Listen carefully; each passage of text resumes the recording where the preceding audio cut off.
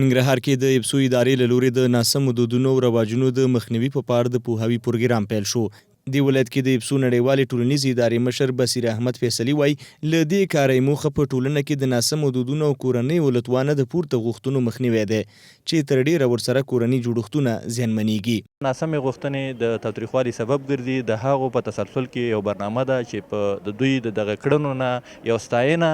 او نور ځوانان دې ته تشویق شي تر څو راشي او په خپلو ټولنه کې نه یوازې په شعار بلکې په عملي بڼه باندې دا ثابته کړي چې مثلا دوی یو کار کولی شي او د ټولنې دپاره یو مثبت ګام.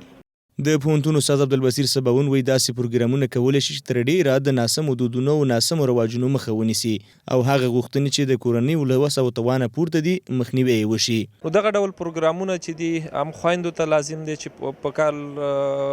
برابر شي هم ځوانانو ته، ځکه هر څوک د هماغه د خپلو شرایطو او امکاناتو په کتو تقاضا او غوښتنه وکړي. په همدې حال کې یو شمېر هغه نارینه او ښځینه چې د دې پروګرام د پوهاوي لپاره هڅې کوي وایي لا هم په ټولنه کې داسې ناسم دودونه او ناسمې غوښتنې دي چې د کورنیو له توانه پورته او نشي کولی چې رسیدګي ورته وشي. په زیات ولایتو کې د ماشومانو په وړتوب کې د یو بل په نامه کول چې دې کې په زیات تاوتریخوالی او لانجې رامنځته کېږي، یا مثلا په خپل لور یا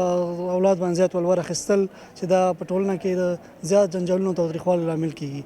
ډېرې غوښتنې دي هغسې د اولادونو د ښځې او خاوند ترمنځ، د خور او ورور ترمنځ، یعنې که یو خور